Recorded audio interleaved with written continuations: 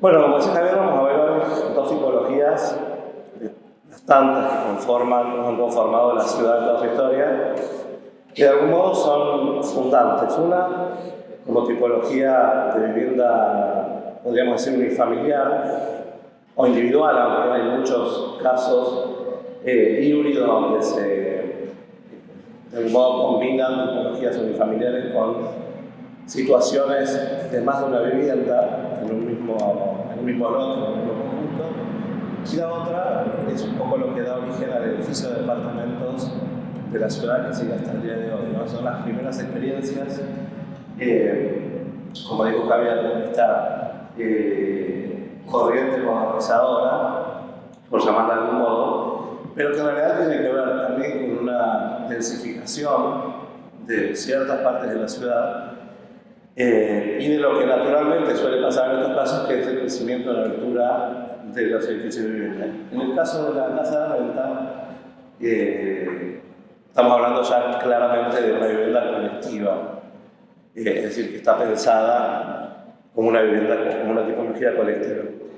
En ambos casos son dos tipologías que hicieron ciudad, es decir, que tuvieron una expansión a lo largo de diferentes áreas de la ciudad, una diversidad dentro de la propia tipología y un volumen construido que podemos decir en los dos casos, tanto en la Casa Chorizo como la Casa de Renta, que realmente hicieron ciudad, ¿sí? Que marcaron de algún modo la arquitectura de esta ciudad, pero que además en ambos casos son el producto de contextos muy particulares, ¿sí? De situaciones económicas, políticas, culturales, demográficas, ¿sí? Muy particulares. Vamos a analizar un poquito esto.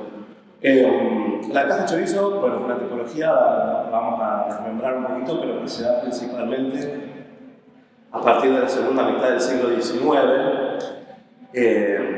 en Buenos Aires, y no se limita, por supuesto, solo a la ciudad, sino también a su conurbano, a la zona metropolitana, y podemos extendernos incluso a ciudades como Montevideo, del otro lado del Río de la Plata, y los ríos Paraná y Uruguay, ¿sí? Por toda la Mesopotamia, sur de Santa Fe, sur de Córdoba, Mendoza, digamos, está muy ligada a la inmigración de la segunda mitad del siglo XIX. Entonces, en todos estos lugares donde tenemos presencia de inmigración europea, principalmente italiana, vamos a encontrarnos con esta tipología tal cual la definimos. No es que no hubiera una tipología similar previo a eso, no es tan directa esa relación de inmigración con Chorizo, pero vamos a ver que tiene muchas conexiones.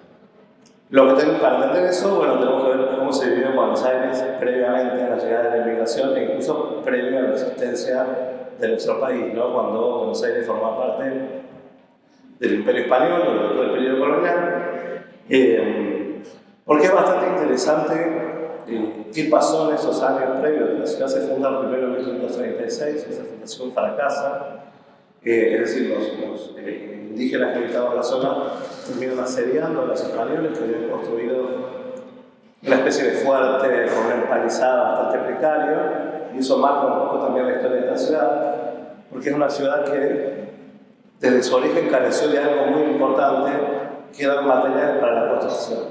Los españoles llegan acá y se dan cuenta que más allá de los saberes propios que puedan traer sobre cómo construir un edificio, llegan a un lugar donde no hay materiales. Es decir, no hay, que significa que no había piedra, que era probablemente lo que más utilizaban. Era imposible contar con ladrillos, porque el ladrillo es tierra cocida, y el problema que había aquí es que no había maderas.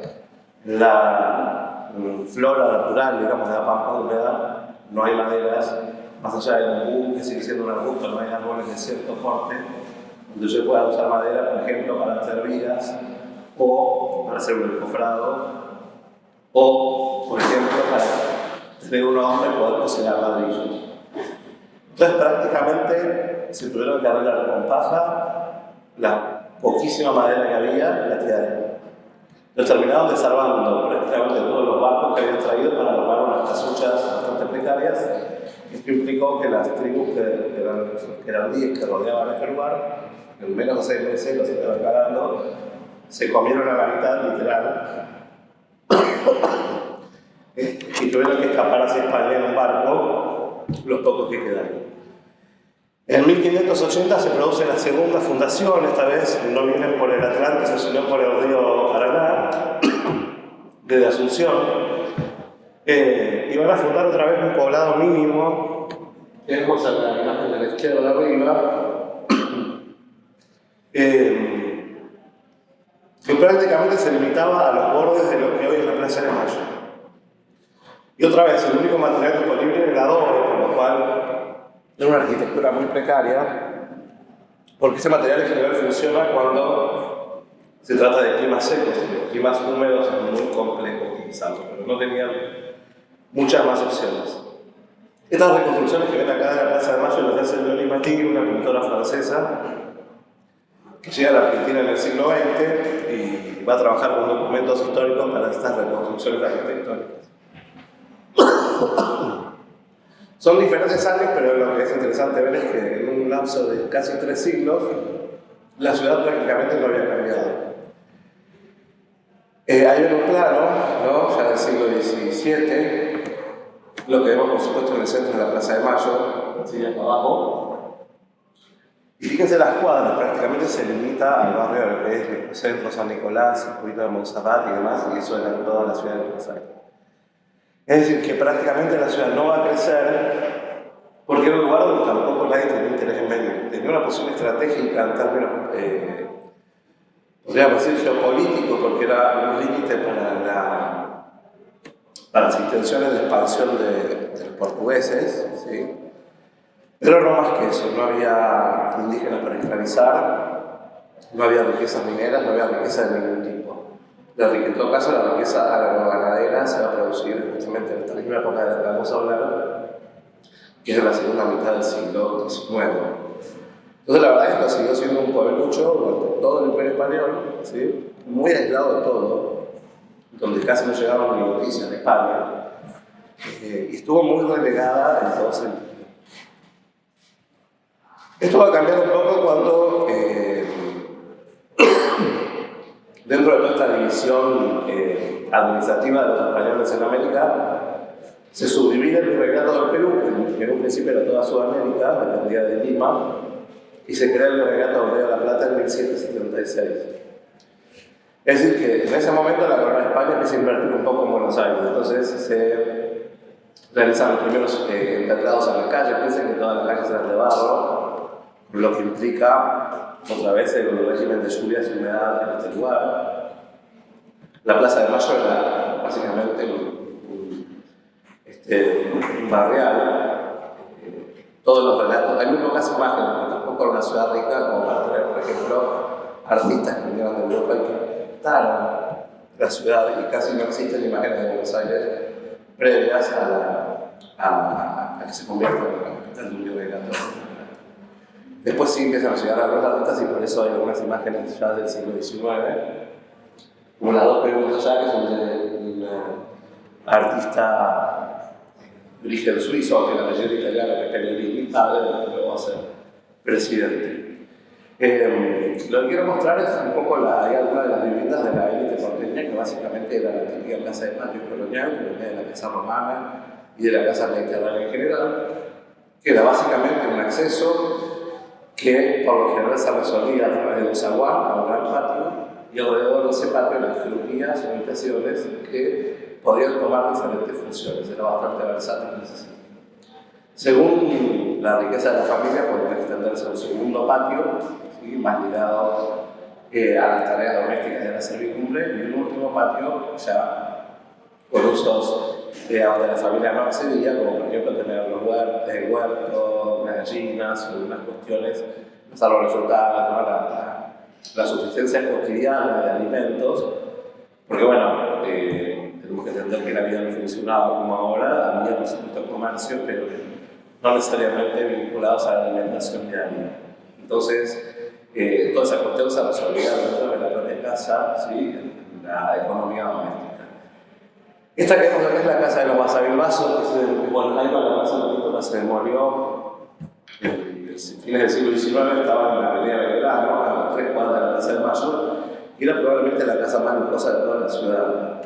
También tenemos que entender que si nos corremos un poco y vamos acercándonos a Lima, en el caso de Sudamérica, en Potosí, La Paz, Sucre, Ayacucho, como otras ciudades peruanas, vamos a encontrar arquitecturas muchísimo más importantes, con casas de una escala impresionante, incluso con un desarrollo ornamental en la fachada ligados al barroco, que era un poco el lenguaje ya del siglo XVIII, tanto en España como en América, pero que tenían ahí no solo la mano de obra calificada, la posibilidad de contratar un arquitecto o un constructor muy avesado, y los materiales para realizar esas portadas de piedra tallada, de otros materiales, es decir, todo lo que no había por acá, por lo cual, fíjense que estamos hablando de lo más lujoso que había en Buenos Aires, era esta casa, y de algún modo va a ser medio modélica, ¿no? Con la fachada enchalada, color general de color blanco, las tejas a la española o tejas mediterráneas, ¿no? Las negras. Ya las rejas eran un lujo porque tampoco había hierro, ni yacimientos, ni herrerías, prácticamente, por lo cual el poco hierro que se traía de afuera se usaba en general para hacer elementos que servían para las carretas y para, digamos, el mundo del trabajo o del transporte, pero no se gastaban en la reja, entonces estas rejas seguramente son de fines del 18, porque previo a eso ni siquiera había hierro para construir. Por lo pronto los interiores, acá hemos una reconstrucción también de Leonimati, tenían ese aspecto también con las paredes instaladas, por lo general la tirantería de madera, esto llega con los jesuitas, lo mismo que el ladrillo, los jesuitas se instalan en Buenos Aires a partir de 1611, y cuando comienzan con su experiencia misional en la zona de las tres misiones, pero que abarca un territorio gigantesco, entre Paraguay, Brasil y la Argentina, empiezan a comercializar madera a través del Paraguay. Entonces se tiene su sede también en Buenos Aires, donde hay la manzana de las luces, traen encantadas la madera de allá, y Buenos Aires empieza a tener acceso a la madera, distintas maderas de diferente dureza y para diferentes usos. Entonces, por ejemplo, se puede hacer un techo de vigas de madera, de tirantes con ladrillo, en el caso de que sea plano, la tirantería era fundamental para poder construir, y por supuesto aberturas y otras cosas. Sí, lo más común, antes de esto, era que las aberturas fueran de cuero. El cuero era lo más importante que se usaba de la vaca, increíblemente, mucho más que la carne. Y el cuero se usaba para todo, para tapar los manos de las ventanas, porque el marco era de madera, pero lo que tapaba la ventana era de cuero, para las puertas, para transportar líquidos. Prácticamente para todo se usaba el cuero. ¿Sí? Lo mismo para la construcción era fundamental para todo lo que era amarre. Si pensamos que no había alambre, muy poco clavo con la casa de hierro que decía, por lo cual muchas veces en las casas de origen colonial se encuentran las techumbres armadas con tirantes de madera, caña, ¿no? El liso, atados con tientos y con tiritas de cuero, y sobre eso una torta de barro que pedía el tejado, o depende de cómo se resolvía. Pero el cuero era fundamental para la construcción, ¿sí? Para que entendamos las casas de recursos que había en esa zona y cómo había que cargárselas con lo que se pudiera. Bueno, las casas eran un poco resultado de eso. Esta es una litografía de un pintor francés que recorre bastante la Argentina a principios del 19, previo a la Revolución de Mayo. Muestra ahí una calle de la ciudad de Buenos Aires donde empiezan a verse algunas mejoras bastante importantes. Para empezar, se elevan las veredas. Esto no existía, la división entre calle y vereda. Era en general la misma superficie, solo a veces como un empedrado o ladrillos que se colocaban frente a las casas, y eso dependía de la condición económica de cada uno. También empieza a incorporarse un lenguaje que podríamos llamar neoclásico, más heredado de la tradición italiana, y tenía que ver con un cambio de dinastía que hubo en la corona de España, cuando asumen los Borbones, que empiezan a trabajar, a ir dejando de a poco el barroco y la arquitectura, podríamos decir, más autóctona española, en mucho sentido más andaluza, y empiezan a cambiarse poco a poco, cambia el gusto hacia el neoclásico. Estaba pasando en muchos lugares de Europa, y va a tener su punto, digamos, máximo a fines del 18 y principios del 19. Entonces empiezan a aparecer, por ejemplo, más aventanamientos en muros que antes eran muy cerrados hacia la calle, que era la antigua casa colonial, que en realidad todas las habitaciones se abrían al patio y había muy poca comunicación con el espacio público. Esa es una herencia también mediterránea, donde se valoraba la intimidad de la familia, por lo cual mientras menos fuera la comunicación y la exposición del exterior, mejor. Eran grandes muros cerrados sobre la puerta y alguna ventana alta para dar luz, pero no más que eso. Toda la vida pasaba en el patio. El patio va a ser siempre el centro de sociabilidad de la casa, como lo era la Plaza para la ciudad. Bueno, además de todas esas aberturas que empiezan a abrirse, aparece también algo interesante que es la fachada continua y la azotea, ¿no? Que no era tan común. Digo, la resolución de los techos normalmente era con techos inclinados que descargaban libremente hacia la calle o hacia el patio, ¿sí? Como la casa romana, podríamos decir. Con tejas, pero empiezan a aparecer las azoteas, ¿sí? Que son transitables. Esto también es una iglesia que venía más del Mediterráneo que de la propia España. Y poco a poco, ¿sí? Aparecen en fines del 19 algunas casas de altos cuando tenían un segundo piso, ¿no? Y esto se resolvía también con vigas de madera ya traída de otros lugares como Santiago del Estero y demás, con el quebracho, maderas duras, que se les colocaban ladrillos con losetas. Los ladrillos eran mucho más grandes de lo que son ahora. Después va de torta de barro y sobre eso se calzaba el piso del nivel de arriba. Y a veces, bueno, ya en el segundo piso podía ser otra vez bovedilla o resuelto con teja. Pero empiezan a aparecer casas de dos pisos. En el Pedrado, que era otro lujo, con piedras que en general se traían de la costa uruguaya o de algunas canteras de Entre Ríos o de Córdoba, ¿sí?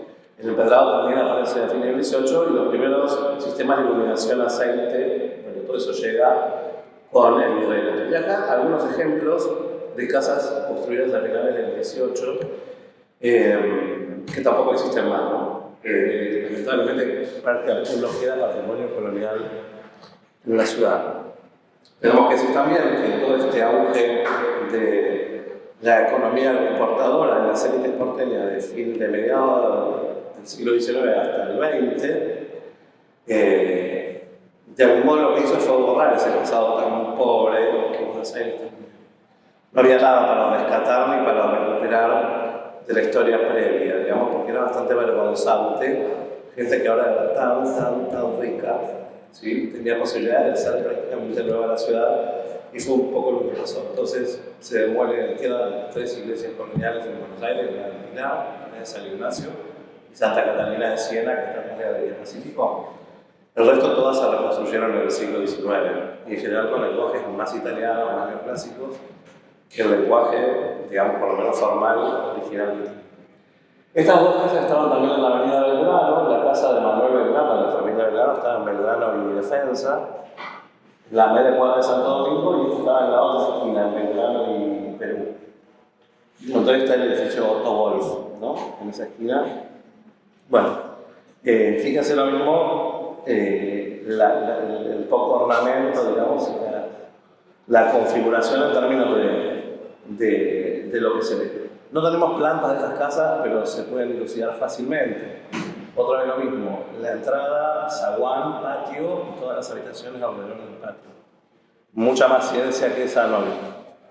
Y algunos ejemplos, como les decía antes, de las casas de alto, ¿no? Que tenían ya un primer piso. La de derecha se conserva, como museo, bueno, adentro no hay mucho para ver.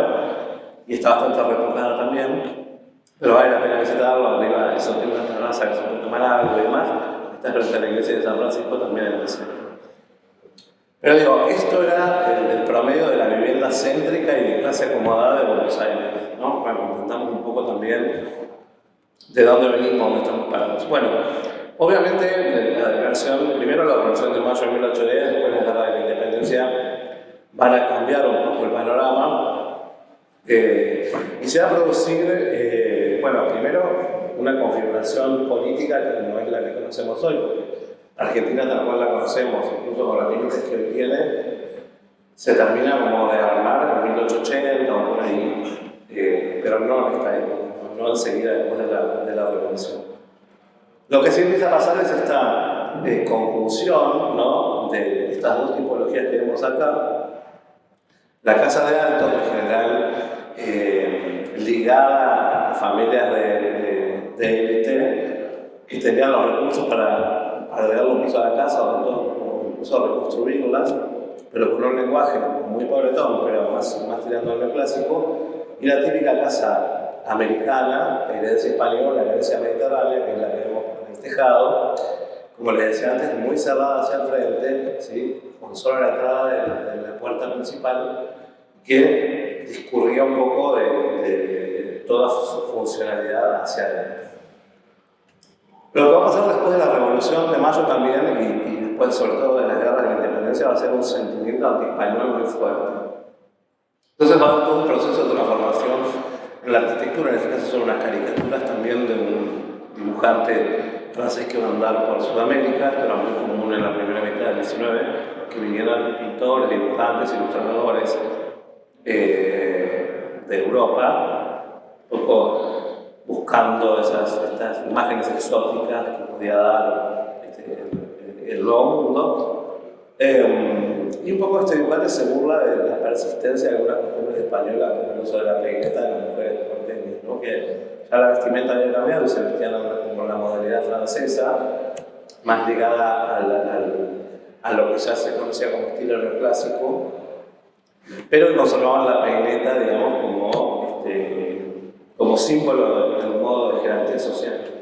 Entonces hace todo estos chistes con la peineta y la molestia de que la mujer, obviamente lo exagera, pero me interesa también para que veamos un poco el dibujo grande, ¿no? Cómo estaba construido en la casa, ¿no? La idea del ladrillo, material fundamental, porque realmente no había otro material para construir, ¿sí? Ya con los hornos jesuíticos que traían la madera, entonces, como decíamos antes, se proveía de ladrillo a toda la ciudad, unos ladrillos que eran así, eran muchísimo más grandes que los actuales.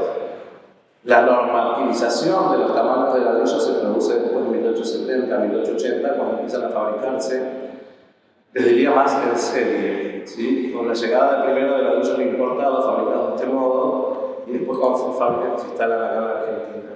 Se cambian las medidas de ladrillo y de algún modo se estandarizan. Pero antes era un poco, según el fabricante, y eran mucho más grandes, cuando vemos a veces casas del siglo XIX, sobre todo en la primera mitad, y se ve mucho más en el norte de la Argentina, que es un pasado colonial bastante más rico y mucho patrimonio construido. Bueno, los ladrillos son muchísimo más grandes que los actuales. El revoque a la cal, digamos, con caleras que estaban produciendo muchísima cal, también administradas por los jesuitas en los alrededores de Córdoba.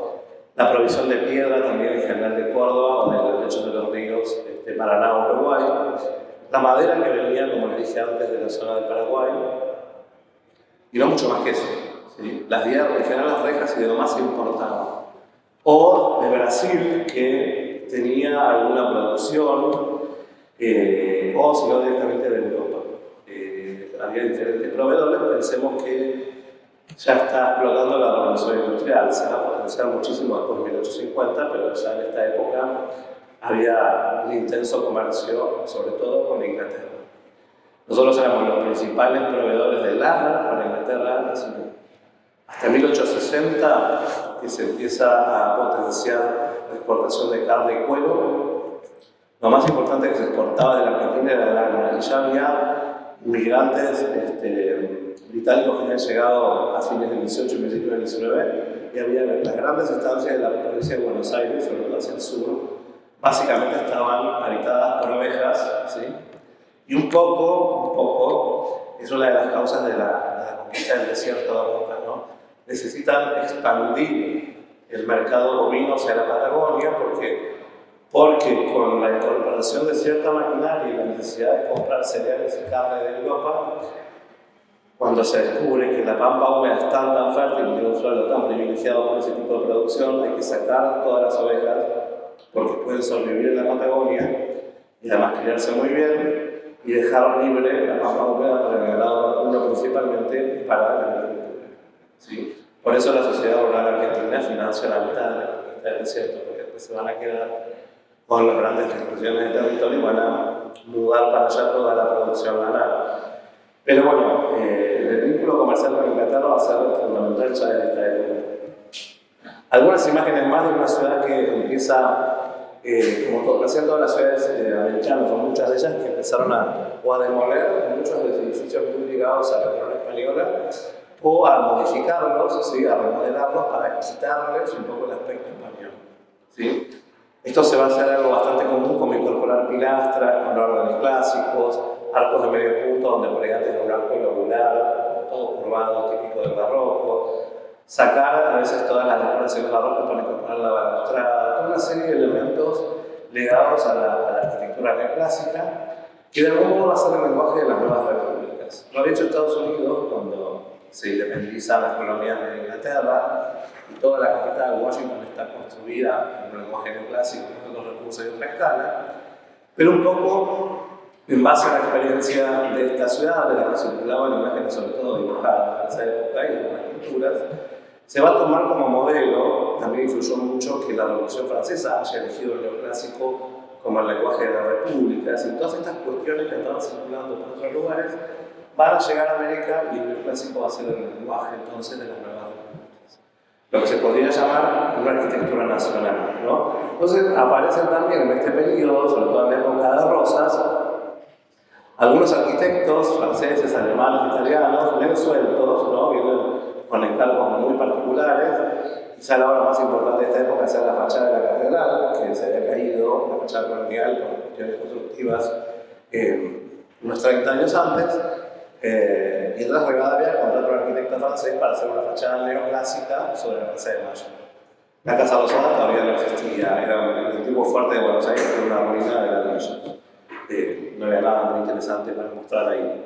Pero se necesitaba que esa plaza institucional del nuevo país de la Argentina tuviera un primer edificio de este tipo, ¿sí? Y en esa movida es cuando también se italianiza el cabildo y se lo empieza a retocar de todos lados, hasta que finalmente casi no queda nada del cabildo original. Tenemos que entender también que Buenos Aires seguía un poco aislada en términos de la conexión con el resto del país. Hay un montón de cuestiones políticas que pasan en el siglo XIX, que no nos vamos a meter ahora, pero sí entender que tuvo periodos en los que se separa del resto de la Argentina, cuando se crea la Confederación Argentina, que, digamos, un tema que deriva obviamente de esta tensión entre unitarios y federales. Buenos Aires se potencia mucho en la época de Rosas, y es cuando quizá empieza toda una etapa de prosperidad, pero después va a estar sumida en guerras civiles casi permanentes, les diría, hasta 1853.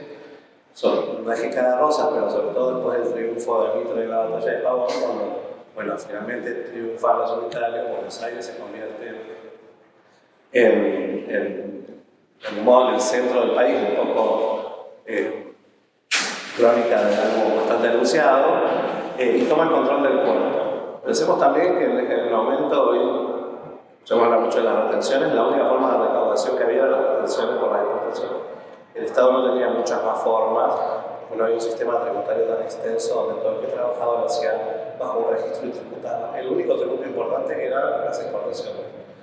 Entonces, quien controlaba el puerto controlaba un poco también el Estado Nacional necesitaba, y así.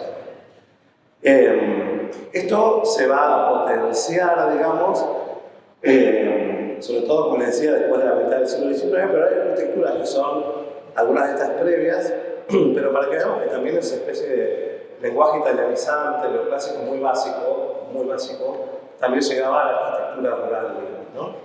Esto se va a expandir por prácticamente toda la provincia, sobre todo hasta la mitad, que era lo que todavía estaba bajo control del hombre blanco, podemos decir, porque del río Salado hacia el sur es una frontera que se empieza a expandir en la época de Rosas, y que la provincia entera va a terminar bajo el control del gobierno central de Buenos Aires recién para 1880. Por eso todas las ciudades del sureste de la provincia tienen fundaciones digamos, más recientes. ¿Cómo se vivía en el campo? Bueno, los capataces y los dueños de las estancias vivían de este modo. Estas eran las regiones más ricas del campo bonaerense, ¿no? Que todavía no se distinguía de la ciudad, porque la ciudad todavía era una capital federal. Era todo el mismo territorio y se gobernaba desde esta ciudad. Pero el 80% o 90% de las viviendas eran estas. Y a la derecha vemos dos pinturas de Pallier, este francés también que andaba por acá, y abajo una pintura de Emiliano Corredor. Y a la derecha dos fotografías como de 1860 y pico, ¿no? Que marcan un poco cómo era la vida del campo, qué posibilidades tenía la gente de construir una vivienda. En general estamos hablando de este tipo de construcciones que remiten a lo que les conté de los primeros años de fundación de Buenos Aires. Madera, paja, barro. Y eso era todo. Porque con comprar ladrillos cocidos o tener algún tipo de infraestructura, digamos, para una arquitectura más sólida, más resistente y más perdurable, bueno, tendría que ver un poco todavía con las siguientes. Era una sociedad en el sentido muy desigual. Y además, bueno, pues también la vida rural era un poco así, estaba como aceptada, ¿no? Había una diferencia muy grande entre el dueño de la estancia y el capataz, que tenía ciertos privilegios y derechos, y el peón de campo, cuya familia, ¿no? La mujer probablemente hacía tareas de limpieza, cocinaba, lo que fuera, y los hijos terminaban siendo también peones, y así todas las generaciones siguientes. Siempre aparece este tipo de construcción que mezcla doble con quincha. La quincha es cuando la paja empieza a tomar un lugar preponderante en la estructura de madera, pero se usó también barro y paja para las paredes, que normalmente se hacía trenzando caña de tacuara, ¿no?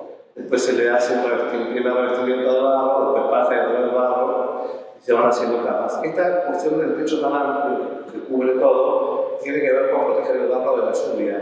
No es tanto una cuestión vinculada a protegerlo del sol, sino de la lluvia. La idea es que la lluvia le pegue lo menos directo posible a las paredes de barro o de quincha, pues las deshace. ¿Sí? Pero esto era básicamente la vivienda del terreno. Bueno, como decimos, todo cambia cuando en realidad se mecaniza, sobre todo la agricultura, y la revolución industrial, y sobre todo Inglaterra, aportan algunos elementos fundamentales para la producción a gran escala. Hasta este momento la pampa estaba no llena, repleta de vacas. Los españoles las trajeron en el siglo XVI, las vacas salieron a pastar en el lugar donde el mejor pasto del mundo, sin un solo depredador, y se entraron a reproducir, y entonces la provincia de Buenos Aires estaba llena de vacas salvajes. Niveles que eran manadas de millones de cabezas de ganado, que no eran de nadie.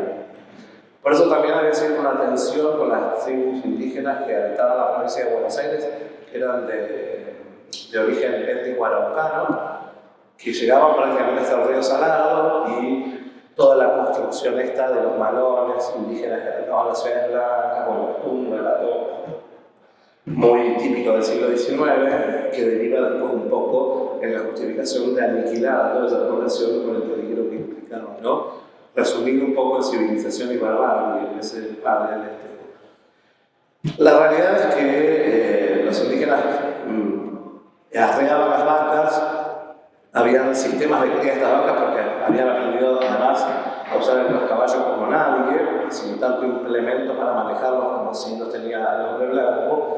Llevaban a veces manadas enteras de vacas hacia la Patagonia, comercializaban vacas con Chile. Digo, era un negocio muy rentable, pero que era de algún modo un poco limitado. ¿Por qué? Porque yo mataba una vaca en este lugar, una vaca que pesa 500 kilos, ¿y qué hago con la carne? Pues voy comiendo hasta que no puedo más, y la imposibilidad de conservar la carne hacía que la vaca no fuera rentable.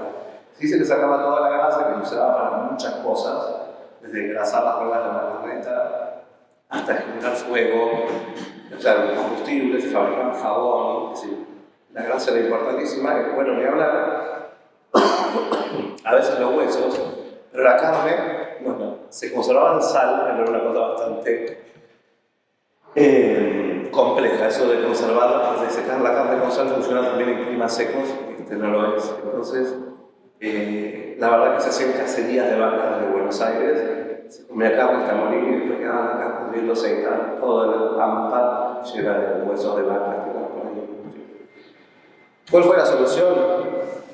No matar las vacas a 500 kilómetros de Buenos Aires, sino traerlas hasta acá, instalar mataderos, ¿sí? En la zona de que hay mataderos, instalar frigoríficos británicos en toda la zona de Avellaneda, Barracas y parte del centro, y los capitales británicos también para el ferrocarril, porque no había manera de mover esa cantidad. Entonces, ferrocarril, matadero, puerto y el otro elemento del barco frigorífico, con los motores a vapor, ¿no? Alimentados por carbón.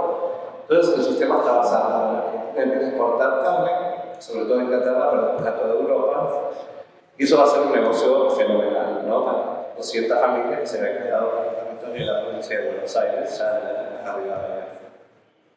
Ese va a ser un poco el sistema que empieza a marcar la línea de lo que va a ser esa segunda mitad del siglo XIX, esto va a producir no solo cambios económicos, sino culturales. Entonces, ese resabio de las casas coloniales que quedaban en Buenos Aires, porque, a ver, no cambió mucho el modelo de la vivienda, la idea del zaguán, patio, el modelo de habitaciones, va a ser un poco el modelo que va a seguir durante todo el siglo XIX. Y algunos autores hablaban de una casa republicana. Bueno, ahí tienen la red de ferrocarriles, ¿no? Eso para 1875 ya toda la provincia estaba cruzada por las principales líneas, se un plano de ferrocarriles de 1920, bueno, es una tela grande en toda la provincia. Y en general todas las redes ferroviarias van a construir aeropuertos, no están pensadas para el transporte ni para la comunicación, sino para la extracción. Entonces los puntos culmines van a ser el puerto de Rosario, el puerto de Buenos Aires y el puerto de Río. Bueno, con estos excedentes que tiene tanto la élite como el Estado, se puede empezar a dar algunos lujos, como por ejemplo contratar arquitectos europeos. Arquitectos argentinos no había básicamente porque no había donde formarse. Otros lugares de tradición colonial española, como México o Perú, tenían academias de bellas artes donde se enseñaba la arquitectura todavía en esta época, que venían del periodo colonial. La Academia de San Marcos en Lima o la Academia de San Carlos en México. Acá y en toda la zona, si bien había universidades, de hecho la Universidad de Buenos Aires ya existía, lo mismo que la Universidad de Córdoba, pero tenían otras carreras que no la formación en artes, donde, como digo, se aprendía la arquitectura. Entonces empiezan a contratar arquitectos europeos. Como les dije, primero llegaron a franceses y alemanes, algunos británicos también. Taylor va a ser un hombre que produjo muchas obras en la ciudad. Y finalmente llegan los que nos interesan un poco más por la tecnología de la Casa Chorito, que son los italianos, que van a llegar en principio de a poco, pero después ya más masivamente. ¿Sí? Algunas de las primeras obras importantes que se van a producir y son bastante pioneros dentro del grupo de los italianos son José y Nicolás Canales, que eran padre e hijo, que van a tomar como aprendiz a otro italiano que había tenido su primera etapa de formación en tele, que era Bucchiasso. Bucchiasso bien digo, y que van a ser obras que son bastante claves en la arquitectura italianizante de Buenos Aires. La Iglesia de la Piedad del centro, con aportes principalmente de la comunidad italiana. La iglesia parroquial de Belgrano, todavía un pueblo separado, un municipio separado de Buenos Aires, que es La Redonda.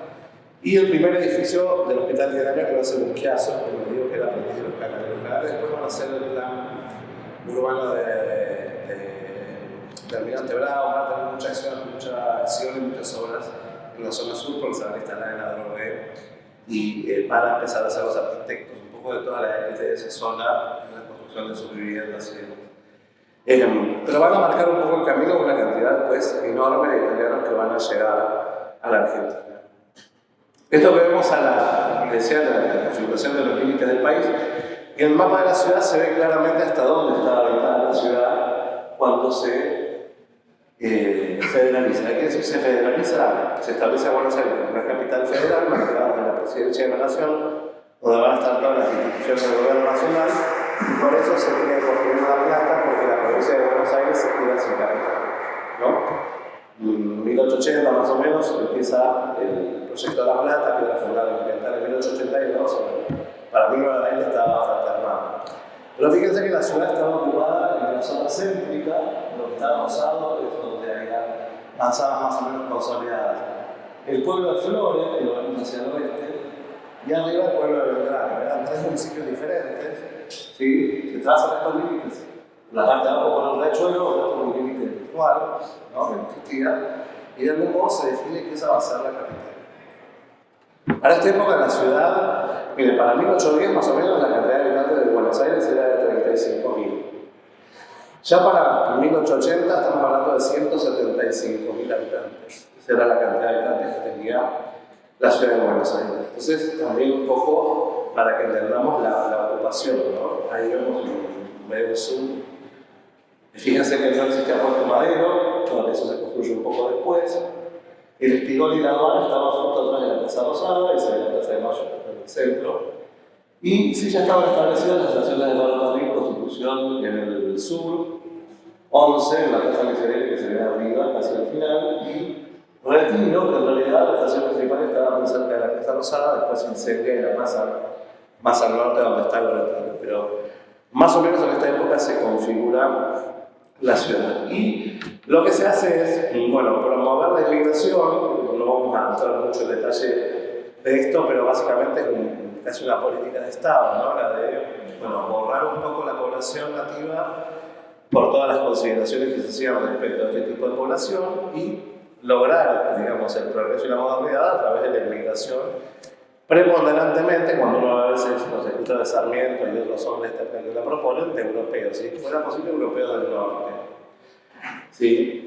Ligados a la cultura sajona, al protestantismo y demás. Bueno, llegan bastante monjitos de todos esos, y en realidad van a cultura más rodeable, es muy lógico, italianos del sur y de distintos lugares de Italia, algunos españoles, alguna cantidad importante de gente de, digamos, de lo que sería el Levante, ¿no? Libaneses, algunas experiencias en realidad más ligadas a las familias agrícolas de judíos del este europeo que empezaban a ser perseguidos primero en Buenos Aires y después ya sabemos lo que pasa luego, pero con toda esta especie de mix de culturas y de gente que va a llegar, va a convertir a Buenos Aires antes incluso de que crezca a nivel urbano en una ciudad cosmopolita, ¿sí? Por lo menos en términos culturales. En el caso de nosotros nos interesa, digamos, que es la inmigración italiana, porque no solo digo porque vamos a crear esta tipología a la inmigración italiana, sino también por lo que va a aportar la mano de obra de esta gente, no solo los arquitectos italianos que van a llegar, sino también la mano de obra calificadísima, ¿sí? En la construcción, tanto albañiles, constructores, techistas, frentistas, herreros, carpinteros, picapedreros en menor medida, pero venía mucha gente que manejaba ese tipo de material. Bueno, y entre los arquitectos que llegan normalmente traídos por la élite o por el Estado, y la masa de inmigrantes calificados como, digamos, trabajadores de la construcción, se va a producir ahí un encuentro virtuoso que va a dar resultado una arquitectura de muchísima calidad y que le va a dar hacia un perfil prácticamente italiano, por lo menos italianizante, como podríamos llamarlo, ¿no? Recién en el cambio de siglo, entre 1890 y 1910, empieza a incorporarse, digamos, el academicismo francés y todo ese afrancesamiento que va a tener Buenos Aires ya para la época del centenario y demás. Pero toda esta época, digamos, está muy, o particularmente limitada o marcada con la imagen del italiano. Acá tienen más o menos un número, digo, para que entendamos, para 1920 la cantidad de inmigrantes, ¿no?, que entran al país. Es decir, que entre 1860 y 1920 entran 3.700.000 habitantes. Piensen que una ciudad de 175.000 habitantes recibe 3.700.000 personas en estos años. Obviamente no todas quedan acá, pero la gran mayoría sí, en la ciudad y en su conurbano, ¿no? Y de esas 3.300.000, 2.200.000, una enorme proporción eran italianos, ¿sí? Entonces, bueno, eso va a definir un perfil de trabajador que va a conseguir trabajo muy rápidamente, además. ¿Por qué? Porque el Estado Nacional está construyendo las instituciones. Es decir, tenemos al mismo tiempo la obra de la Casa Rosada, el Congreso, los ministerios, el plan de escuelas, los hospitales, todo aquello de la generación del 80, las obras hidráulicas, el puerto madero, toda el trazado de cloacas de agua corriente, por lo menos en el centro de la ciudad. Todo eso se está haciendo al mismo tiempo. Entonces, ahí va a haber una enorme cantidad de posibilidades de trabajo, como les digo, de gente que venía muy calificada para estos trabajos. Y eso le va a dar la posibilidad de seguir de algún modo con las tradiciones que traen. ¿Qué tipologías había en la ciudad? Digo, la casa, un poco de lujo, pasamos de las que veíamos antes a esta tipología ya más heredada de lo italiano, que es la casa exenta, ¿no?, como la villa italiana, que también venía de muy lejos de Roma, pero que se populariza ya después del Renacimiento, y la villa suburbana, ¿no?, en este caso, al que les ama, lo llaman más suburbio, pero el señor de Sama tenía su quinta ahí y va a construir esta casa, que lo que hace es cambiar un poco el esquema. El patio sigue estando, ya no existe en esta casa, pero es como una galería perimetral y un mirador, y un poco se establece también una tipología bastante común en las afueras de la ciudad. La casa de patio, voy a hacer de patio central, de patio lateral, pero un poco con estas líneas, va a ser, digamos, la madre de la casa chorizo, porque no hay mucha diferencia de esto con aquello. La casa de altos, pero ya con un lenguaje mucho más eternizante, donde aparecen las pilastras de orden monumental, todos los detalles ligados al ornamento. Y finalmente la casa chorizo, que es la que nos convoca un poco para explicar, que va a prácticamente darse entre 1870, ¿sí?, hasta la década de 1950, digamos, en ciertos lugares. Obviamente se va a seguir usando hasta el día de hoy, pero me refiero a la construcción, o por lo menos a la tipología en términos constructivos. Y el conventillo, digo, el migrante llegaba con nada, algún pequeño ahorro, alguna cosita para vender o para ponerse a trabajar, cagado de hambre. Se alquilaba si podía una pieza en un conventillo donde dormía toda la familia, a veces eran 15 personas en una sola pieza. Allá había una planta, ¿no?, donde las cocinas estaban afuera y solían ser una especie de parrilla con una chapa, y eso era todo, y un baño, probablemente un excusado, así un agujero en el piso con una puertita para toda esa cantidad de familias, ¿no? O sea, 100 personas más. Eso derivó, bueno, después en muchas cuestiones vinculadas a pestes y a epidemias, por la forma también en la que se vivía, ¿no? Pero bueno, era la única posibilidad que se tenía cuando se llegaba con nada. Después ya con el tiempo y a través del trabajo podía empezarse a construir la propia casa. Esto que vemos acá de las pocas casas de origen colonial, pero modificada que se conserva, es la casa del presidente, lo que era la casa del presidente Mitre, hoy es un museo. Pero ahora un poco la leyenda esta de que la casa Chorizo es una casa que tiene un frente sobre la línea municipal, que está recostada sobre una de las medianeras en un terreno relativamente angosto, con una sucesión de cuartos, deriva de haber partido al medio casas coloniales del patio central, como lo que estamos viendo, que de algún modo la élite abandonó cuando la epidemia de fiebre amarilla se mudó a Recoleta, Barrio Norte. Entonces estas casas de San Telmo, Montserrat, Barracas quedaron medio abandonadas y se convirtieron en casas chorizo o conventillos. Podría ser, digo, uno si ve esta casa tiene ahí una entrada por un zaguán, un primer patio, con los ambientes, lo que se llama de aparato, es decir, sala, escritorio, comedor, el área de socializar, un segundo patio con los dormitorios íntimos para la familia y un tercer patio con el servicio y todo lo que es, digamos, bien propio de la intimidad de la casa. Si yo trazo un eje ahí, obviamente lo que tengo de un lado es la casa chorizo y el espejo tengo otra, ¿no? Es un poco el esquema de lo que vamos a ver ahora. Pero la realidad es que muy previamente a esto ya existía. Esta es una casa colonial de Buenos Aires, de los pocos planos que existen registrados. Fíjense que aparece la casa principal del señor, que se entra por este zaguán, tiene un gran patio y una serie de habitaciones. Y después los otros son departamentos para alquilar. La renta está presente desde la época colonial en Buenos Aires. Y esto queda afuera, porque es una gran casona de una familia rica, en realidad es una casa normal y un montón de departamentos para alquilar que están acá con sus entradas. Lo interesante de la casa es que zaguán, patio y ya está la casa apoyada sobre un lado, ¿no? Esto del patio central era de casas bastante más importantes y por ahí acá no existían. Lo que hay son normalmente salas, dormitorios, la cocina suele ser el último y pasando atrás ve que hay un paso y hay otro patio allá con dos ambientes en la punta de allá. Bueno, esa era la cocina y el baño. ¿Por qué? Bueno, porque eran lugares donde se producían más olores, más suciedad y en general en las casas importantes se los alejaba de la vista y de la nariz de los dueños. Entonces ahí se manejaba el personal nada más. O sea, para que entendamos, la gente no se bañaba, se limpiaba un poco, con una palangana con agua caliente, y el inodoro no lo usaba, o sea, excusado, lo que es una letrina. La gente hacía sus cosas en una vasinilla que tenía en su cuarto, ¿no? Se tapaba y el empleado como llevaba ya al fondo y se ocupaba de descartar lo que se hacía, ¿no? También para que entendamos cómo funcionaban estas casas. Esto va cambiando enormemente en el siglo XIX cuando se inventa el sifón y se popularice.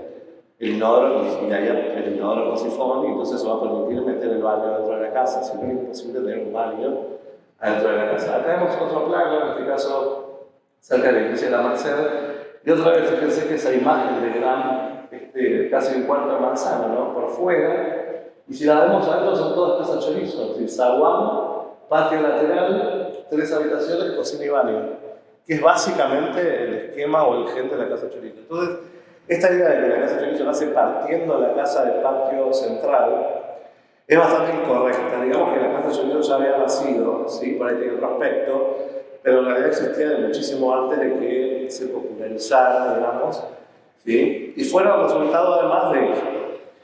Este es el catastro, el primer catastro que se hace en Buenos Aires, el catastro Bean en 1860. Este es el centro, para que se vea de la Piedad. Las Saloreas, de lo que es parte de la Plaza del Congreso, el Congreso estaría allá arriba, Villa Manzana se demolió toda. Pero si uno mira las manzanas, digamos, tiene la división original, que es de la colonia, que era en cuartos, ¿no? Se le daba a cada habitante que llegaba a poblar una ciudad española un cuarto de manzana. Después el tema es que lo iban heredando y se iban subdividiendo los lotes hasta que ya hacían lotes cada vez más finitos. Cuando se establece que no se puede subdividir a menos de 8,66, quedan estos lotes bien angostitos. Y no hay muchas más posibilidades para recostar la casa del moral. Para tener un ambiente de 4 metros, o a veces menos, o a veces más, y otros 4 metros para poder ventilar, sobre todo en esta época, porque ya se considera la ventilación y el asoleamiento, ¿sí? Como, digamos, una ventaja, más allá de que todavía no están instaladas regulaciones sanitarias y demás. Pero si uno ve las manzanas, se empieza a encontrar con eso, ¿no? Porque ya muchas están resueltas, ¿no? Lo que está rojo es lo que está ocupado, con esa lógica de la casa chorizo. Y acá la tenemos un poco en su esplendor, o digamos, con una planta tipo, no hay una y miles de plantas, porque todas son distintas, pero básicamente es el esquema que decíamos, la reconstrucción del frente, la idea de un zaguán que conduce a un patio, en este caso se lo llamaba medio patio, porque de un lado estaba la media negra, ¿no? De un lado. Muchas veces, o casi todas, tenían una galería, no de demasiada extensión, dependiendo del ancho del terreno. La serie de habitaciones, la cocina, y después, como les digo, después de 1890, cuando aparece el inodoro, está el baño adentro, a veces si no estaba al fondo de todo, y a veces se dejaba una letrina en el fondo para los empleados. Y esa idea que surge también en algún momento de cruzar el comedor para formar el segundo patio, el comedor-cocina, ¿no? Y que más tarde va a estar resuelto, ese bloque que sale, a veces con paso para atrás, a veces no, con algún tipo de carnicería y que ha venido repartido, que bastante común en ese esquema. Esto, digamos, lo que nos vamos a encontrar es que es una tecnología que está hecha sin arquitectos. Hay algunas casas que nacen un arquitecto. El 90% de la casa chorizo es sin arquitecto. Es a partir de un constructor o incluso del propio obrero, ¿sí? Que se gestiona la autoconstrucción con los propios paisanos, que vienen del mismo pueblo de Italia, el primo, el amigo, el tío o el criado, que lo ayudaban a construir. Lo más probable es que lo durara toda la semana en una obra de construcción de la ciudad y el domingo lo dedicara a la construcción de su propia casa. Pero de todas maneras, cuando ya está consolidada como tecnología, se empieza a construir incluso por constructoras, porque también estos talos armaban sus propias constructoras que empezaban con una casa, con una al lado, hacia otra, y después, digamos, montaban un sistema que era bastante rentable económicamente. Es interesante, fíjense en la planta cómo son iguales, ¿no? Están espejadas, pero sin embargo las fachadas se hacían distintas para que no pareciera esta cosa sistematizada más ligado a la vivienda obrera. Lo más común era que la construcción fuera una cuestión, digamos, como decía, que la autoconstrucción o que se realizara, también a veces contratando una albañil o lo que fuera, que dejaba la casa pelada. Después se contrataba al frentista, que era otro tramo que venía a hacer este trabajo, que no lo hacía el mismo que construía. El frentista tenía un repertorio, un catálogo de frentes o de elementos ornamentales que te mostraba, los elegías. El tipo tenía todos los moldes y cuando vos te terminabas tu casa, lo que hacía era ese símil piedra, ¿no? Que conocemos como símil piedra, básicamente es un reloje con presencia de cemento y tiene marmolina y otras piedras molidas que dan ese aspecto que parece piedra. Incluso, vieron que muchas veces se le marcan las estrías para simular bloques de piedra y demás, pero en realidad obviamente es todo un reboque porque en realidad la casa es básicamente de ladrillo, ¿sí? Lo que les decía antes de la construcción, este dibujo bien interesante, porque muestra como 3 etapas distintas. Es un arquitecto que ha estudiado mucho la tipología, ¿no? ¿Por qué fue tan exitosa? Primero porque los usuarios eran los mismos que las construían, sabían manejar los materiales y podían partir de una pieza de 4x4, salir de la pieza del conventillo, que era un espanto, y se venían a vivir acá. Entonces, lo hacían en relativamente poco tiempo, ¿no? Allá atrás está el obrador con una casilla de madera que servía también de baño y cocina, con una cocina económica, un brasero, no mucho más, con eso se arreglaba. El tipo ya tenía su casa, entonces el momento que tenía o ahorro que tenía se le iba poniendo encima de esta casa, que iban tomando otros aspectos, por supuesto, ¿sí? La que sigue, digamos, ya está bastante consolidada, con ese jardín adelante, que era una rareza, porque en general se respetaba en el área municipal. Este autor Carlos Moreno dice que a veces se dejaba el módulo de adelante sin construir, porque iba a ser el living que daba a la calle, y se hacían primero las piezas de la cocina, que era lo más necesario. Entonces, ese espacio de adelante era el espacio de esperanza, porque luego se iba a poder construir la sala comedor. Bueno, a veces no pasaba, porque terminaban poniendo una mano, pasaban unos enanitos de jardín, unas malgoñas, unas hortensias, y así quedaba, ¿no? Y bueno, la última ya muy consolidada, con cierta tecnología como las carpinterías de hierro y vidrio, la claraboya en el barrio, ya digamos de una versión más exitosa donde pudo completar la casa en todo su esplendor, ¿no? Me interesa mostrar esto y sobre todo esta cuestión, que si bien parece una cosa muy manual, muy artesanal, la casa Chorizo, por lo menos la que conocemos, también es un producto de la revolución industrial. ¿Por qué? Porque se va a empezar a nutrir de un montón de materiales que ya se sistematizaron y se trabajan. Va a haber un cambio enorme, por ejemplo, cuando se fabrican los ladrillos por máquinas. Porque además de dejar de ser tan grandes, los italianos incorporan el ladrillo más chico. ¿Por qué? Porque el ladrillo grande hay que agarrarlo con las 2 manos. El ladrillo chico se puede tener en una mano y en la otra la cuchara para ir mandándole la mezcla y ponerlo. Entonces, esta tarea era mucho más rápida que meter un ladrillo, después ponerle la mezcla, en fin. Hay toda una serie de cuestiones que son a veces imperceptibles, pero que cambiaron muchísimo en la construcción en esta época. Después, obviamente, la incorporación de los pisos calcáreos, ¿no? En todos sus miles de versiones y modelos que también son fabricados en serie. Todo lo que llega a partir de la versión industrial de la herrería, nada se fabricaba acá, en principio se importa todo. Ya después se instalan algunas herrerías grandes como Macena, que eran los italianos que van a proveer las columnas de fundición que sostenían las galerías, las piezas de hidrogenativos y demás, las rejas, todo lo que implicaba los frentes, ¿no? Y otras piezas. La chapa de zinc, que llega a la Argentina como en 1850, pero se populariza por 1870, permite techar mucho más rápido porque techumbres mucho más livianas. Los aserraderos que compran máquinas que permiten cortar los listones en las medidas que duran hasta ahora, las medidas estándar son producto de la revolución industrial. Antes un carpintero le tenía que pedir y el tipo a mano cortaba las maderas de las medidas que yo necesitaba. Lo que empieza a pasar ahora es que el catálogo con todas las medidas estandarizadas de madera y las máquinas las cortan en esas medidas. Entonces yo rápidamente accedo a un montón de materiales con medidas estandarizadas y puedo planificar presupuestar la obra de una manera muy diferente. Es la mecanización de la construcción, aunque sigue siendo manual la construcción en sí, todos los elementos que la componen, bueno, tienen que ver ya con la revolución industrial y por supuesto todo lo que implicaba pues, llenar la casa, ¿no? Para la vida cotidiana.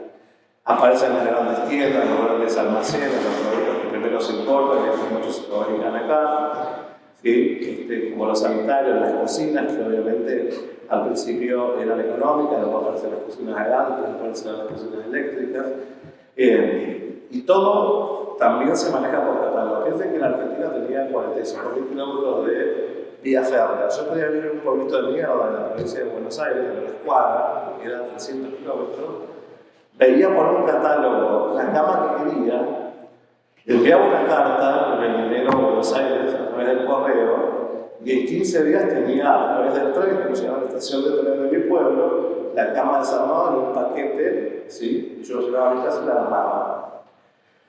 Esto parece que no es importante, pero créanme que lo ayudó también a estandarizar los modos de habitar, los muebles que se usaban, las cocinas, los elementos cotidianos, los utensilios, la vajilla y un montón de cosas más, ¿no? Tiene que ver un poco también con el sistema de comunicaciones que se establece y la forma de comerciar. Esto que nos parece tan novedoso del mercado libre que nos llega a la puerta de la casa. Bueno, hace 150 años no era tan difícil. Si vos ibas hasta la estación de tren que te llegaba algo que habías pedido por teléfono. Bueno, acá hay unas imágenes de estos elementos de los que hablábamos, ¿no? De los postigos, también había fábricas de carpinterías y de postigos. Obviamente era clarísimo hacerlo a medida con un carpintero, entonces eso también se va a estandarizar, ¿no? La resolución básica era un basamento que daba hueco, hecho de ladrillos, con zapata. Se subía menos de medio nivel, pero para dejar una cámara de aire para poder poner otro piso de madera de todo el interior, sobre todo el dormitorio y sala. Los mosaicos calcáreos para el patio de la cocina, que en general se cambiaba de diseño. Las columnas de fundición que terminaban armando la galería. Y eso se podía resolver con movedilla, ¿sí? Que después se tapaba con madera, listado de madera y yeso, o a veces también con chapa, ¿no? Dependía un poco de los recursos que se tuviera. Pero básicamente siguen todas el mismo patrón, ¿sí? Y van a extenderse a lo largo de toda la ciudad. Fíjense estas historietas, que ya no existe nada, pero para que vean las dos líneas de continuidad del frente de obras de este tipo, ¿sí? Esto es para 1876. Bueno, ahora está todo lleno de edificios, no me puedo imaginar. Y después la importancia que tuvo el transporte para la difusión de esta casa, porque el tipo que vive con Melilla en la boca de Barracas, trabajaba probablemente más o menos por el centro de la ciudad, se movía en tranvías tiradas a caballo, también no había tranvía eléctrico. Auto no tenía nadie, incluso después cuando llega el automóvil tampoco era un elemento que pudieran tener. Entonces, también las zonas y la popularización de esta tipología las vamos a empezar a encontrar a donde llega el tranvía. ¿Por qué? Porque estas familias se pueden mover con el tranvía y cuando ya vive en ese lugar, sobre todo el señor de la casa tiene la posibilidad de llegar a trabajar a donde tenga que trabajar y poder volver a su casa. Entonces, entre las tranvías, en 1912 cuando se construye el subte hacia el oeste, y de hablar de los trenes suburbanos, ¿sí? Bueno, van a dar un poco el panorama de a dónde se va a extender esta tipología. Esto es en la Avenida La Plata, ahí por Boedo. Otra vez, esto es del año 38, ¿sí? Fíjense las manzanas. Prácticamente, excepto lo que son galpones y arquitecturas industriales, todo el resto es casa chorizo. Todas. Todas es la casa sobre un lateral de la Maganera. Es prácticamente una repetición por miles, ¿no?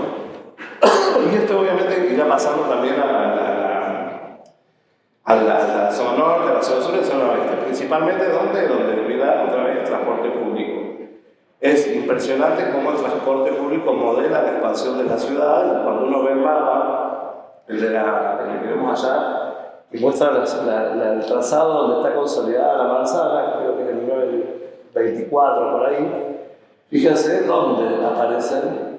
Y si uno cruza eso por el mapa ferroviario de la época, es exactamente donde hay trenes suburbanos. Y todos los loteos se van organizando en torno al ferrocarril. Normalmente estos loteos se anunciaban respecto de estaciones de ferrocarril porque era la única forma de llegar. Y obviamente el valor que tenían, excepto que fuera muy alejado de los terrenos, tenía que ver con su cercanía al ferrocarril, cuando prácticamente era el único medio de transporte, ¿no? Bueno, después hay versiones de la casa chorizo en altura. Si uno mira acá, encuentra la casa chorizo, solo que se entra por otro lado, ¿sí? Entre 2 espejadas y 2 más, y atrás, en una versión más pequeña, otras que van dando esos patios, sin demasiada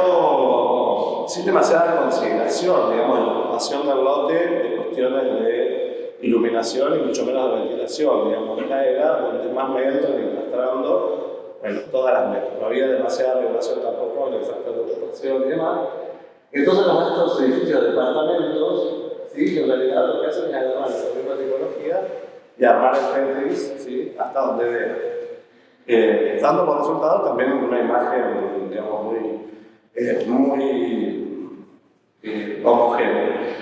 Bueno, ¿qué otras tipologías había a principios del siglo XX? El gran hotel, o el hotel particular, o la gran residencia, ¿no? Que no tenía nada que ver con la lógica del patio central, sino que se convertía en edificios exentos con jardines que nos rodeaban y de algún modo sacrificaban el patio en pos de un gran espacio, como este que vemos acá, de sociabilidad, ¿no? Era básicamente un salón de aparato. El Petit Hotel era la versión compacta de esto, en un terreno más chico. Se ve sobre todo en Barrio Norte, Recoleta y demás, pero que guardan un poco la misma lógica de esta idea de ir cambiando de espacio según la jerarquía. Y los departamentos de lujo, que un poco repiten el Petit Hotel, pero también en cantina. Digo, para que entendamos que siempre hay como una versión individual y siempre aparece después la versión, digamos, colectiva, ¿no? Que sigue teniendo, digamos, un aspecto que haya más ligado a los cosas. Y por supuesto los barrios y el suburbio, bueno, distintos modelos, ¿sí? Por ahí ya con cierto aire de modernidad o de búsqueda de tradición, que podríamos decir pintoresca, como lo californiano, que se empieza a poner de moda a partir de 1915, va a tener un auge hasta la década del 50 con el peronismo. Y ya lo que se empezaba a vislumbrar de la modernidad, ¿no? Pero vamos, en el centro, muy sencillo, la casita cajón, o bueno, muchas formas de llamar a esta tipología que también, digamos, van a ser muy populares. El cambio grande, como decíamos antes, se va a dar cuando la ciudad, de algún modo, vuelve a cambiar. Esto que habíamos antes de la cantidad de inmigrantes, ¿no? Que pasa de 175.000 a 3.700.000, más o menos. Términos de la ciudad, los habitantes de la ciudad no cambia tanto, pero ya para fines de la década del 30 había en la ciudad de Buenos Aires casi 2.500.000. Piensen que hoy son 3 millones más o menos, ¿no? De la década del 50 para acá, 3 millones. Pero bueno, esto implica que la ciudad empieza a crecer en altura. Ya vimos todo esto en la clase que estuvo Alberto, pero un gran, digamos, plan de obras públicas que va un poco a acompañar esa metropolización de la ciudad. Y fíjense, en el año 36, lo que veíamos antes como unas manchas rosas en el centro, en Flores y en Belgrano, para el 36 quedan todavía sectores verdes sin tanta ocupación, pero casi toda la ciudad ya está ocupada. Sin la trama se expandió, ¿sí? El tejido ya prácticamente tomó toda la ciudad. Obviamente con ciertas alturas sobre el centro de algunas avenidas y el resto, digamos, con un promedio de planta baja o sobre alguna calle más importante, planta baja y primer piso. Lo importante es que la ciudad se vuelva a reconstruir. Esta ciudad es como las capas de una cebolla.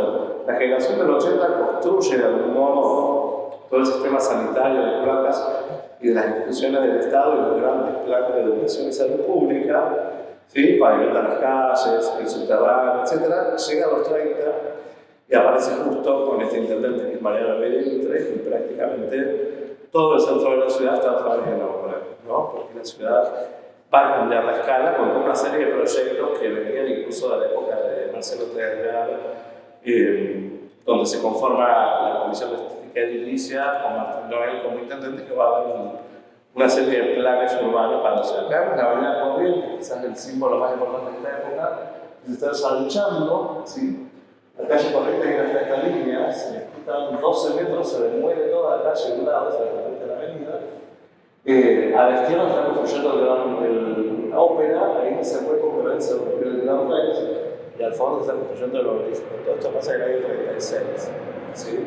Y por abajo se está haciendo el túnel para el subte D, porque todos los subtes, bueno, no todos, el B, el C y el D, parte de que se construyen en y un poco lo que se vende como futuro y como modernidades que aparecen en las revistas, muchas publicaciones sobre el cambio de vida, obviamente ligado a cierta élite, podríamos decir a la burguesía porteña. Probablemente la élite ganadera va a seguir en sus petit hotel y sus pisos de lujo y le va a costar un poco adaptarse a este modo de vida, excepto en casos muy particulares.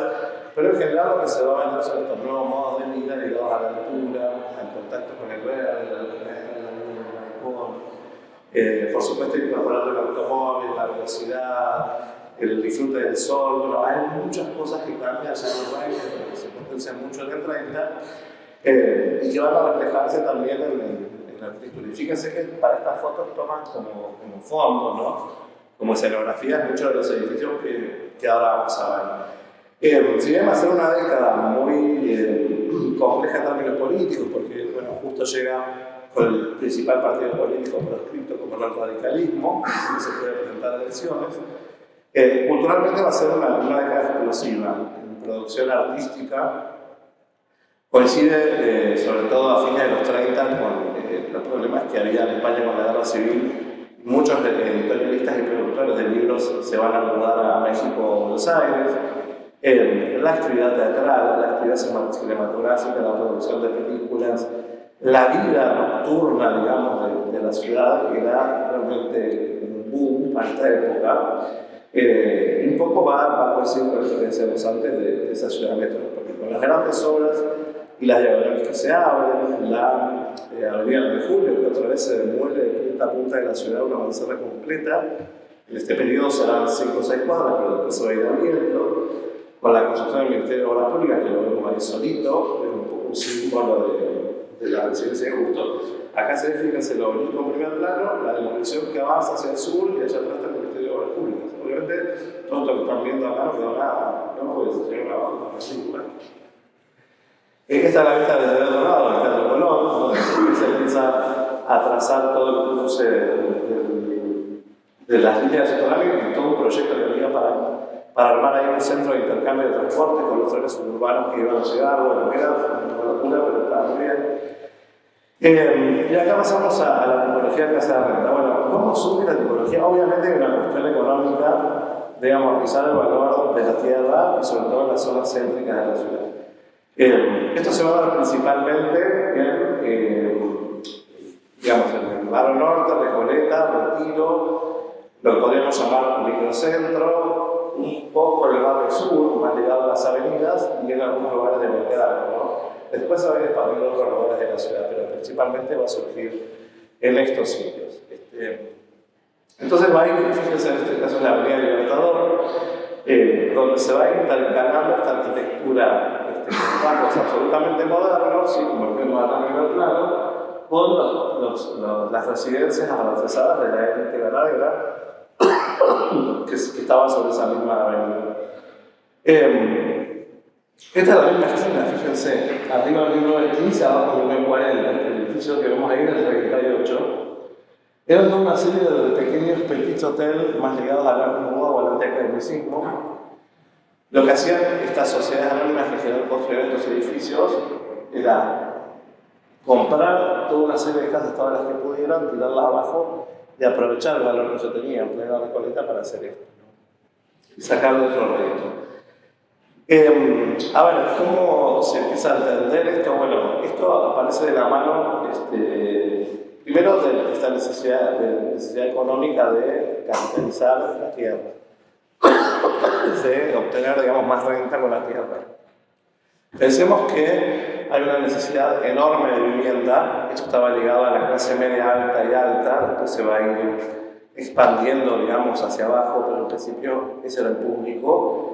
Y no esa clase alta, como decíamos antes, conservadora, tradicional, sino más bien profesionales, comerciantes, industriales, exitosos, que habían crecido mucho económicamente y que muchas veces lo que hacían era reservarse un piso para sí y alquilar el resto del edificio. ¿Por qué? Porque no existía la ley de propiedad horizontal. Entonces, todos estos edificios eran de un solo propietario o de una sociedad, ¿sí? Pero no estaban divididos en los pisos, uno no podía comprar un departamento. Eso va a suceder después de la ley de propiedad horizontal en el 49-48. Hasta ese momento, una de las opciones, digamos, de inversión era invertir en ladrillo. Y era bastante seguro, además, porque esto no se iba a depreciar. Se les complicó un poco en el 43 cuando sale una ley de alquileres que se congela por unos cuantos años y ahí fue un tema complejo. Pero hasta ese momento esto era un negocio muy rentable, era muy seguro. ¿Y esta estética de dónde sale? ¿Cómo es que toda esta gente que vivía en palacios franceses, ¿sí? O que tenía eso como aspiración, o en todo caso una arquitectura mucho más ligada al italiano, en 10 años terminé eligiendo comprar esto? Y me argumentó, alquilar acá, ¿no? Pero antes estaba el inversor que lo construye. Bueno, acá se va a dar una conjunción bastante compleja, que es el arquitecto que empieza de algún modo a enterarse o a tomar nota de las nuevas arquitecturas, pero que no necesariamente estaba ligado ese arquitecto al movimiento moderno. Es muy raro, hay pocos casos, donde son arquitectos que conceptualmente ayudan a la modernidad ortodoxa europea, ¿no? Y van a proponer este tipo de edificios. Esto en un momento se pone de moda, circula por las revistas, ¿sí? Aparece también sobre todo el arte con las películas, está ligado a sus nuevos modos de vida, ¿sí? Y en realidad también se desarrolla mucho el hormigón armado como sistema constructivo y tiene ciertas cuestiones ligadas a la economía de la construcción y a poder levantar 10 pisos, 40 departamentos, ¿sí? En un terreno más o menos pequeño.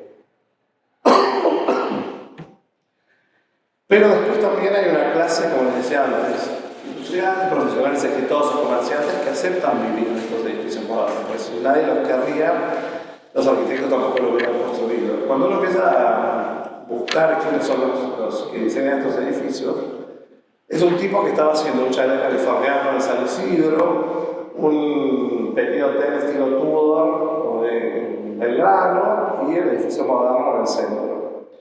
Es decir, era un estilo más dentro de todo el repertorio de estilos que un arquitecto debía manejar, ¿sí? Entonces, sobre todo al principio, son vestidos que se colocan sobre plantas que no necesariamente son tan modernas en el principio. Después sí se empiezan a regular y a perfeccionar y van a lograr, digamos, arquitecturas bastante racionales y podemos empezar a hablar de ciertas plantas racionalistas, pero en realidad hay una autora que trabajó antes que nadie con esto, que fue Isabel de la Rañaga, que vamos a pasar el artículo de ella, que habla sobre el estilo moderno, ¿sí? No es movimiento moderno, no es arquitectura moderna, habla del estilo moderno justamente porque al principio es una cuestión más estilística que otra cosa. Pero se da una serie de conjunciones, ¿sí? Entre el rentista, el arquitecto y el inquilino, que va a ser de algún modo un círculo virtuoso porque esto va a funcionar y va a funcionar mucho. Se va a convertir en una de las principales inversiones, ¿sí? Para esta época. Esto está en la Avenida del Real y Libertad, o sea, la parte digamos, más tradicional de la Recoleta, de la Embajada de Francia. Son semipisos, y si uno mira la planta, izquierda, arriba, del prototipo, esta última es la planta de arriba de todo, todo un piso, como no sé cuántos metros. Pero si vemos los semipisos, empezamos a ver que la verdad que la extensión no cambia mucho de lo que era la extensión de un departamento de lujo de esa época. Tiene doble circulación, pasillo para esconder la cama, que no compartan la circulación. O sea, la señora de la casa con la cama, la cocina bien podrida, pero hay toda una parafernalia de jerarquización de espacios ligados al uso que tiene que ver con la clase alta y un poco para quien estaba pensado en este tipo de departamentos. Ahora, cuando vemos esto de otra escala, con terrenos muy pequeños como este, esto está en Santa Fe de Peña, fíjense una resolución bastante más racional en la ocupación de los núcleos sanitarios, tiene por supuesto habitación de servicio y baño de servicio que queda medio escondido ahí ventilado en aire y luz, pero el resto de la resolución de la planta empieza a tener como una lógica bastante más racional. Ahora mira la estética, ¿no? Es bastante sui generis, es una, como dice el amigo una modernidad heterodoxa. Acá no había mucho proyecto en mezclar corrientes modernas que venían de uno y otro lugar y el arquitecto componía de manera ecléctica como había compuesto antes para ser francés o un italiano, ¿no? Esto estaba un poco allá de los repertorios.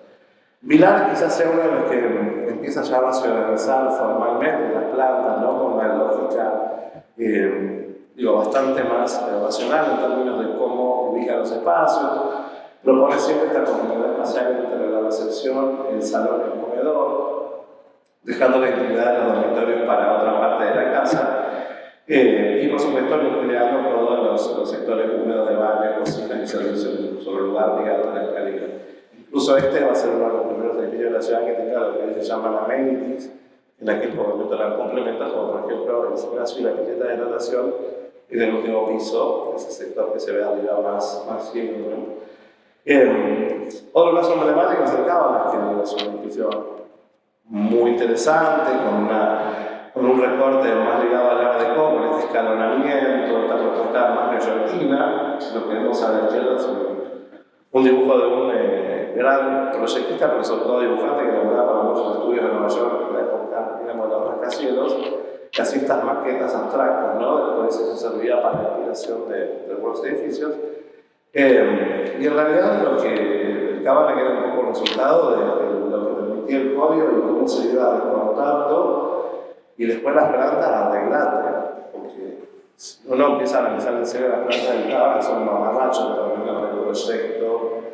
Digo, si uno está buscando alguna cuestión nacionalista. Hay algunos pisos que zafan, pero después muchos son riesgosos, ¿no? El funcionamiento de esa planta. ¿Por qué? Porque está diseñado con una lógica más académica que moderna, que es pensar envolvente y después adentro muy bien. ¿Sí?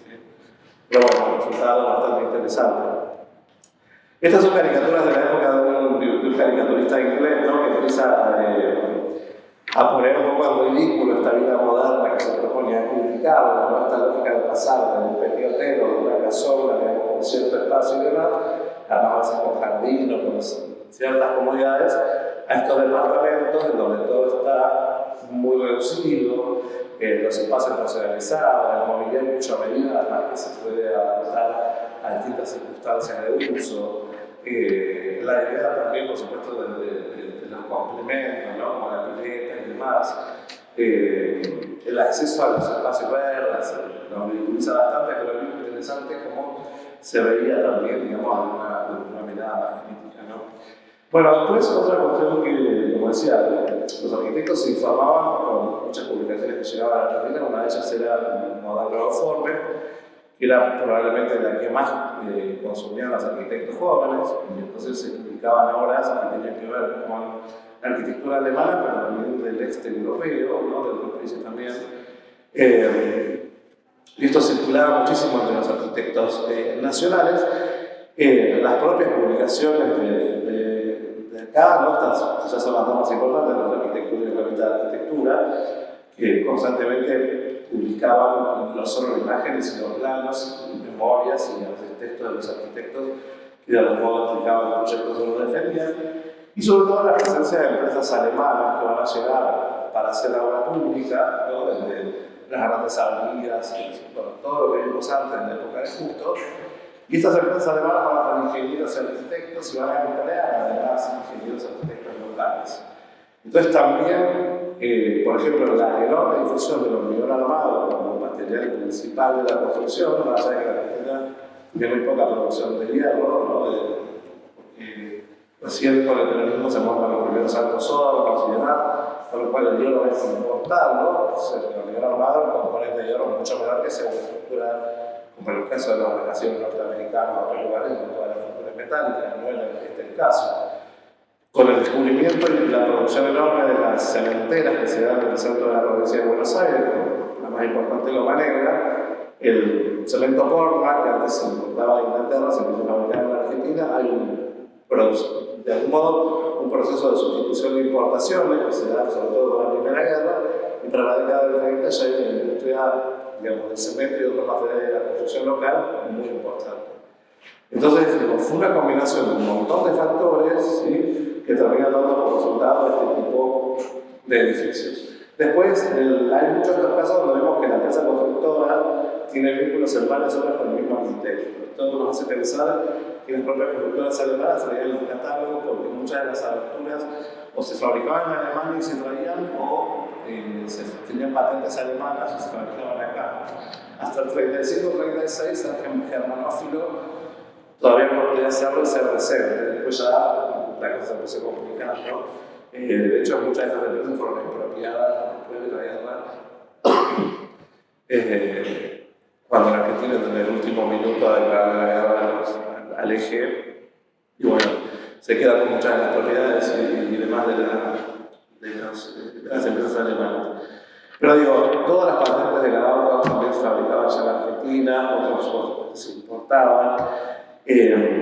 Había toda una industria ligada a este tipo de edificios. Y después toda la cuestión también que define un poco el perfil de estos edificios ligada a la Comisión de Estética Edilicia, que empezaron a trabajar sobre la regulación de alturas, retiros y demás en el año 25, pero sobre todo con la ordenanza del 28, que va a cristalizar un poco y reeditar estas cuestiones del 25, donde se permite que primero se zonifica la ciudad, no muy ligada al uso, pero sí a la densidad, y después se regulan algunas máximas sobre calles, sobre avenidas, dependiendo del ancho de las calles, y permitiendo además estos retiros que vemos ahí hacia arriba. Es decir, que el edificio pueda crecer con un ángulo de 60 grados y moviendo para atrás para permitir que el sol llegue a las veredas y no sean las calles muy angostas que queden todas en sombra y demás. Hay toda una serie de estudios de ventilación y de asoleamiento que ya se publican en esta época y van a definir los perfiles, porque también, por ejemplo, permiten el retiro, digamos, sobre la línea municipal, se ocupa solo un tercio. Entonces, los arquitectos se ponen un poco a jugar con estas regulaciones y salen estas cosas que vemos acá, ¿no? Sobre todo en los últimos 3-4 niveles que había un poco más de chance de hacer esta cuestión, ¿no? Porque aparecen las terracitas, las balconetas y todas las cosas más interesantes. Bueno, esto era todo el carpintería metálica, como les digo, se compraba todo estandarizado, me la encargaba y en 2 meses tenía todas las ventanas llamadas, listas para colocar lo mismo con las puertas y demás. Vamos a pasar rápido esto porque tiene que ver un poco con los estilos y con esta cuestión ecléctica y tiene que decir, ¿no? Algunas de las corrientes de la modernidad que estaban en esa época, el náutico francés, que retomaba un poco la estética de los transatlánticos y qué sé yo, la tenemos. Normalmente se aprovechaba todo el tanque de agua y todo el remate para armar esa especie de nave de mando.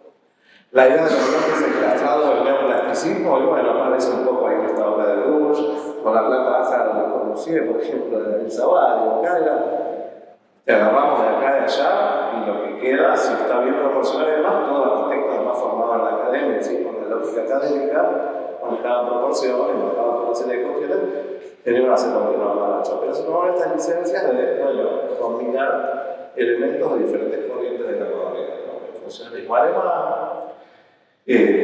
Carla y estos eran los hermanos que eran húngaros y tenían un poco una estética con cierta pizca de brutalismo de Europa del Este, pero con una arquitectura muy interesante, muy racional. De hecho, esto está en el barrio sur de San Telmo, igual que este, pensado para clase media, media baja, pensando en aviones muy chiquitos, con un solo dormitorio y espacios muy racionalizados. Pilar, que trabajaba más para la clase alta, casi todos los edificios están en Recoleta, la Avenida Libertador, por ahí. Bueno, que ya vimos, este otro otra vez, ¿no? Que funciona el expresionismo alemán con las bandas negras y blancas, en la planta baja libre abajo, con los pilotis combinados. Chersadas, también un arquitecto húngaro, de origen húngaro, que va a trabajar con este lenguaje expresionista.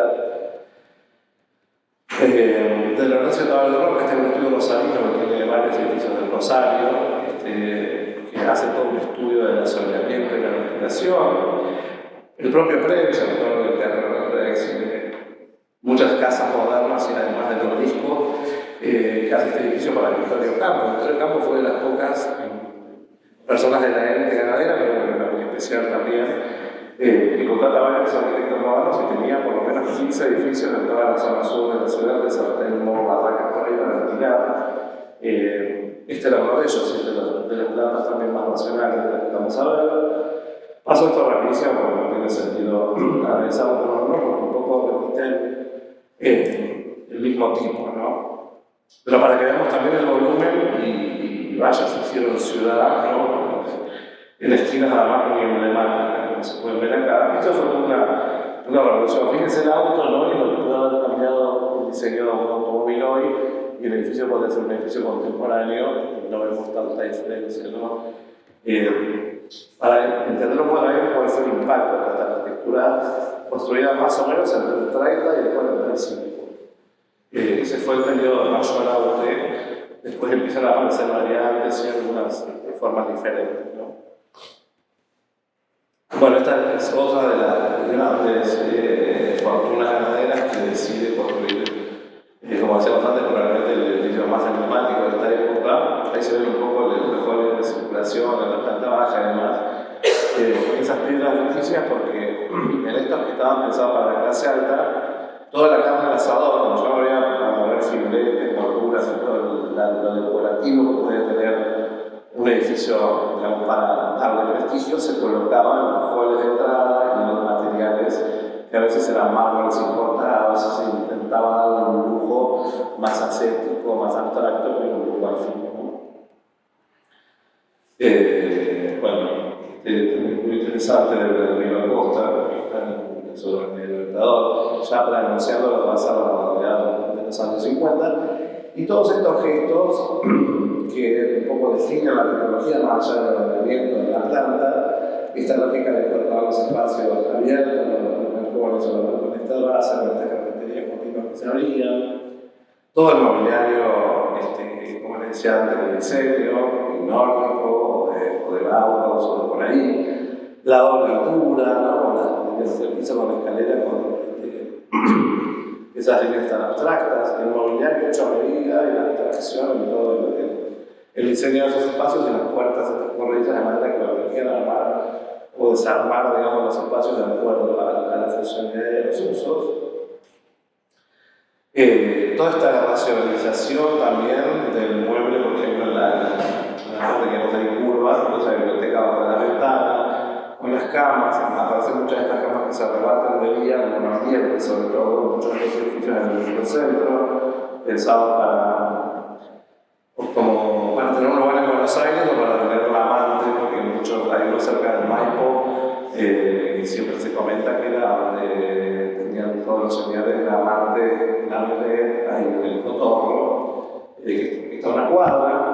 Bueno, fíjense todo este diseño, ¿no? Con los mármoles, y bueno, todo lo medio para que se vea todo el tema colores, pero las lámparas, las luminarias. El caso del edificio Comega, está todo el juego que iba a ser inoxidable, que era una locura para esa época. Esto no se puede visitar, actuales. Bueno, toda la plasticidad y un poco el juego que se daba también en las escaleras, que era ese lugar donde había cierta libertad para expresarse un poco, y que eran las posibilidades que daba el hormigón armado. Bueno, en este término, me parece interesante, también un poco como cierre, ese es el departamento que era el piso 14 de la dueña de todo el edificio, que era esta señora Corina Cabana. Y le pidió a Sánchez Lagos y de la Torre que le hicieran esa terraza con clásica. O sea, esto no se ve en ningún lado, porque desde abajo no lo vemos. Pero la señora para sí misma se hizo la terraza con la columna jónica y demás, ¿no?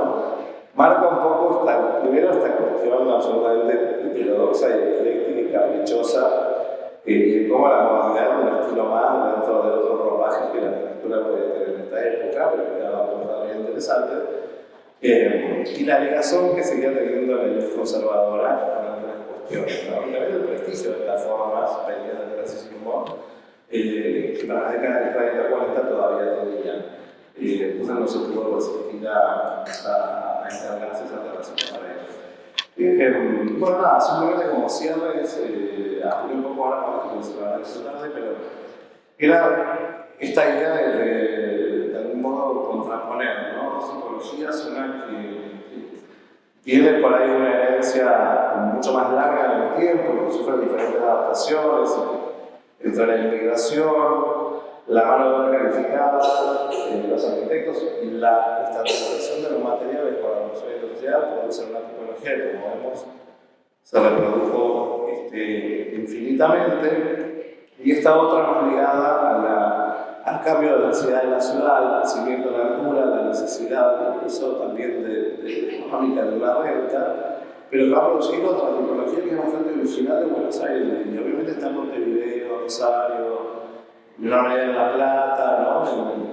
En el Río de la Plata, pero con esta concentración y esta cantidad de edificios y esta variedad, solo en Buenos Aires. Entonces, esa otra tipología que va a dar origen al edificio de departamentos, que bueno, vamos a ver a lo largo del tiempo y hasta el día de hoy.